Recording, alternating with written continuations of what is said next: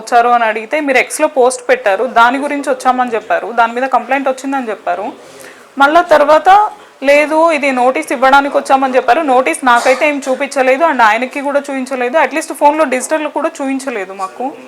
తర్వాత తీసుకెళ్ళిపోతున్నాం, విచారణ చేసి పంపిస్తామని చెప్పారు. అండ్ ఈ ప్రాసెస్ అంతా జరిగే వరకు కూడా నా ఫోను మా హస్బెండ్ ఫోన్ ఇద్దరు ఫోన్లు వాళ్ళ దగ్గరనే ఉన్నాయి. తర్వాత డోర్ ఈయనని బట్టలు కూడా తీసుకొచ్చుకోమని చెప్పారు, 1 day టైం పట్టచ్చు అని అన్నారు. మీరు బట్టలు కూడా తీసుకోండి అని అన్న తర్వాత, విచారణ అన్న తర్వాత నాకు ఇంకా కొంచెం టెన్షన్ అనిపించింది.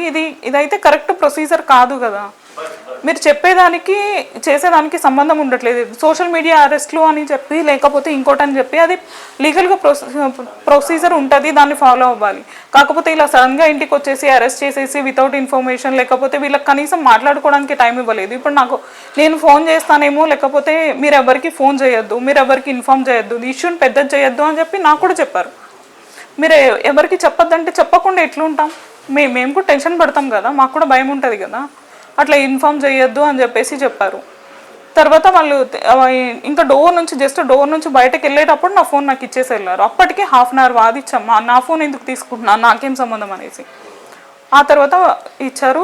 ఇంకా నేను మా కజిన్ వాళ్ళకి చెప్పి పిలిచడం జరిగింది. ఇక్కడ అంటే ఎక్కడికి తీసుకెళ్తున్నారు ఏంటనే ఇన్ఫర్మేషన్ కూడా ఏం చెప్పలేదా మీకు?